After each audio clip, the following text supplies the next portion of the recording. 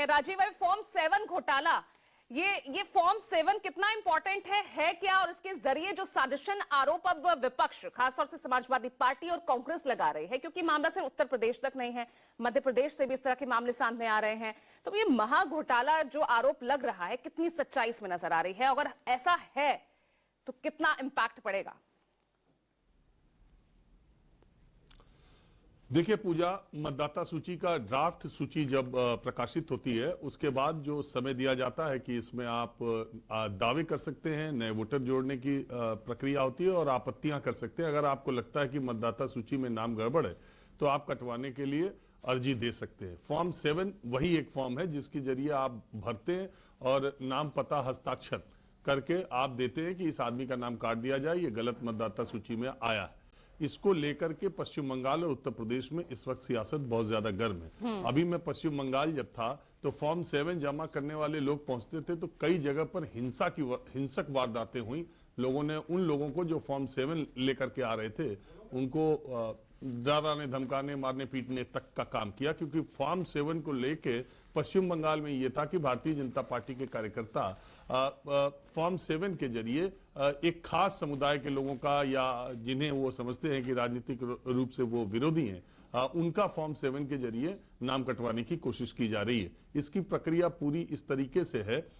तो इस फॉर्म 7 के दुरुपयोग का मामला अब उत्तर प्रदेश में बहुत तेजी से सामने आ रहा है या आरोप लगाए जा रहे हैं। अगर आप सोशल मीडिया देखें तो अक्सर हमेशा सोशल मीडिया पर हर जिले से, कोने कोने से, हर जिले से इस तरह की शिकायतें पिछले 2-1 दिनों से आ रही हैं कि फॉर्म 7, अभी आपने दिखाया, अखिलेश यादव ने 2-3 वीडियो ट्वीट किए। इसके अलावा भी सोशल मीडिया पर बहुत ज्यादा आपको इस तरह की खबरें मिलेंगी। मेरी जानकारी के मुताबिक जो चीफ इलेक्शन ऑफिसर हैं उत्तर प्रदेश के, अभी नवदीप रिनवा जी, उन्होंने कल शाम को एक गाइडलाइन जारी की है फॉर्म 7 के लिए। उन्होंने गाइडलाइन में ये कहा है कि जो भी आदमी फॉर्म 7 भर के देगा, यानी मान लीजिए कि पूजा राठौर का नाम कटवाना है और राजीव रंजन उसके कटवाने वाला फॉर्म भर रहे हैं, तो राजीव रंजन को अपना नाम और एपिक कार्ड नंबर, जो पहले नहीं था, पहले नाम, पता, हस्ताक्षर था, ये कल दिशा निर्देश जारी हुआ है कि अब शिकायतकर्ता को अपना एपिक नंबर, यानी 10 डिजिट का जो उसका मतदाता पहचान पत्र है, वो भी डालना जरूरी कर दिया गया है। और इस अब फॉर्म 7 जमा करने वालों की जांच पहले होगी। अब ये कल दिशा निर्देश जारी हुआ है रविवार को। पहले उसका नाम, उसका एपिक नंबर चेक किया जाएगा। होता यह है कि वो उसी विधानसभा क्षेत्र का आदमी होना चाहिए, तो अब पहले उसका एपिक कार्ड नंबर, उसका नाम चेक होगा तो वो मतदाता उसी विधानसभा का है कि नहीं ये चेक होगा। और ऐसी शिकायतें जगह जगह से आ रही हैं कि फॉर्म 7 का दुरुपयोग किया जा रहा है। कुछ आरोप ये भी लगे हैं कि फॉर्म 7 पहले से छपवा के रख लिया गया था और उसके बाद धड़ाधड़ फॉर्म 7 जमा किया गया। अब उसमें जिस व्यक्ति का नाम काटा जाता है, उसको इन्फॉर्म किया जाता है, लेकिन जरूरी नहीं कि अपने पते पर, अपनी जगहों पर वो हो।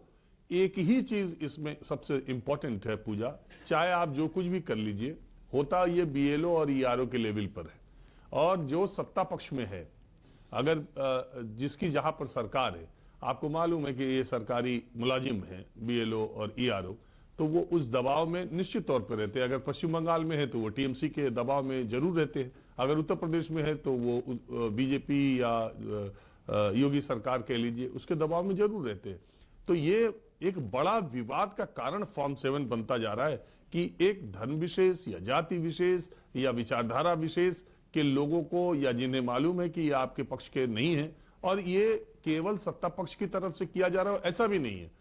इस बात को ये भी समझने की बात है कि अगर समाजवादी पार्टी ये कह रही है कि फॉर्म 7 का दुरुपयोग हो रहा है, तो आप इससे सिर्फ ये ना समझे कि इसे बीजेपी ही कर सकती है। समाजवादी पार्टी का भी उत्तर प्रदेश के कई जिलों में बहुत तगड़ा गढ़ है और उसका फॉर्म 7 का उपयोग वो भी उसी तरीके से कर सकते हैं।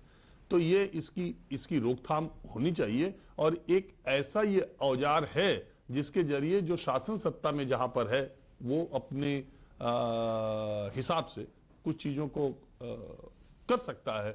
इसमें कोई दो राय नहीं है। और नाम काटने से पहले भी मुझे लगता है पूजा, यह मामला भी सुप्रीम कोर्ट न पहुंच जाए, ये देखने वाली बात है।